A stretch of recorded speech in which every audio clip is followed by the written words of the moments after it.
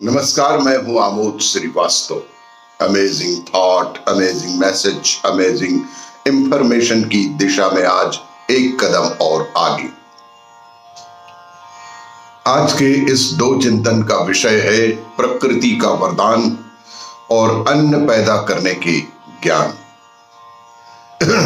आपको ये मेरा वीडियो अच्छा लगे तो लाइक करें, शेयर करें और लाल बटन दबाकर सब्सक्राइब अवश्य करें। साथ ही बेल आइकन दबाना बिल्कुल ना भूलें। आज के इस बैंकिंग के दौर पर एसएमएस, ईमेल या सोशल मीडिया प्लेटफॉर्म से प्राप्त कोई भी संदेहजनक लिंक पर क्लिक बिल्कुल ना करें। आरबीआई कहता है, जानकार बने, सतर्क रहें। आज के इस प्रथम चिंतन का विषय प्रकृति का वरदान। हमारे देश को प्रकृति का ऐसा वरदान प्राप्त है कि वो सारी दुनिया का अन्नदाता बन सकता है।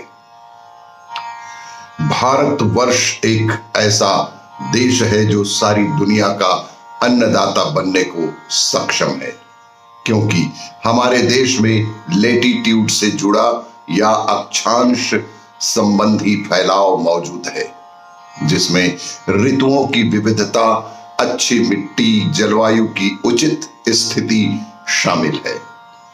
सबसे बढ़कर हमें ऐसे लोगों की विशाल संख्या प्राप्त है जो मिट्टी को भोजन में बदलने का जादू जानते हैं। हम अकेले देश हैं जिसे ऐसे वरदान प्राप्त है, लेकिन अगर हम इस व्यवसायिक क्षेत्र को बहुत बड़ी आमदनी देने वाला क्षेत्र नहीं बनाते हैं तो अगली आने वाली पीढ़ी के कृषि को अपनाने की उम्मीदें बहुत कम सी हो जाती हैं। सिर्फ इसी से आबादी ग्रामीण भारत में रुकी रहेगी। अगर खेती से होने वाली आमदनी को हम कुछ गुना नहीं बढ़ाते तो ग्रामीण भारत का आधुनिकीकरण एक सपना ही रह जाएगा। लेकिन कृषि को बड़े रूप में फायदा देने वाले एक उद्यम की तरह बनाने में हम सफल नहीं हो रहे, क्योंकि सबसे बड़ी बाधा उनकी जमीनों का बहुत छोटा आकार होना है। लोगों की जमीनें बहुत छोटी छोटी आकार में हैं। हजारों सालों से इन जमीनों पर खेती हो रही है और जमीनों का बंटवारा भी होता जा रहा है।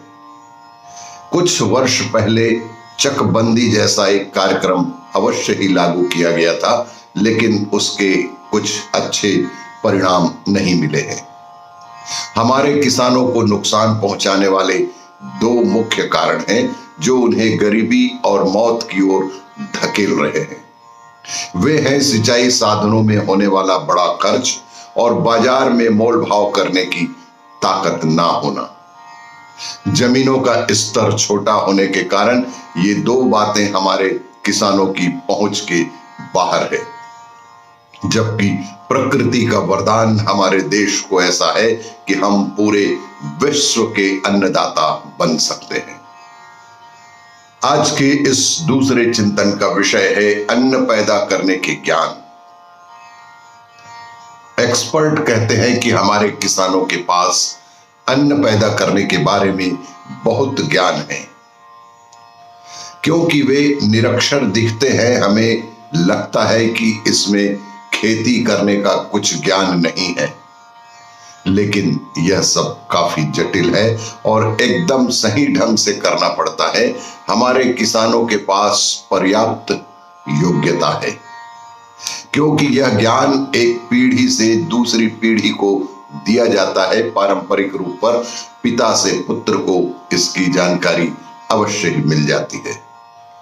दुर्भाग्यवश यद्यपि दक्षिण भारत में 12,000 वर्षों से संगठित खेतीबाड़ी का इतिहास रहा है, आज एक ही पीढ़ी में बहुत सारी जमीन खेती के अयोग्य होती जा रही है। इसका कारण है वे रसायन जो हम जमीनों में डाल रहे हैं। अगर हमारे किसानों को अच्छी फसलें उगानी है और कृषि में से अच्छी आय प्राप्त करनी है तो मिट्टी में रासायनिक खाद डालने की जरूरत बिल्कुल नहीं है। उसमें जैविक वस्तुएं जानी चाहिए। मिट्टी तभी स्वस्थ होगी, अच्छी होगी, जब उस पर पेड़ और पशु हों, जिससे पेड़ों की पत्तियां और पशुओं का मल मूत्र मिट्टी में मिलता रहे। हमने भारत में छोटे स्तर पर जैविक पेड़ों पर आधारित खेती का प्रदर्शन भी किया है।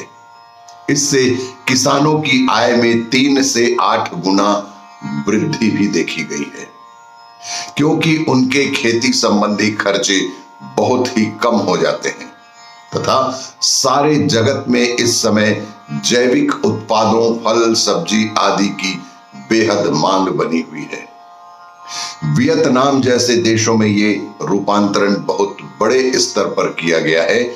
वहां किसानों की आय में 20 गुना तक बढ़ोतरी भी देखी गई है। इसी तरह की जानकारियों के लिए देखते रहिए मेरा वीडियो। लाइक करें, शेयर करें और सब्सक्राइब अवश्य करें। धन्यवाद।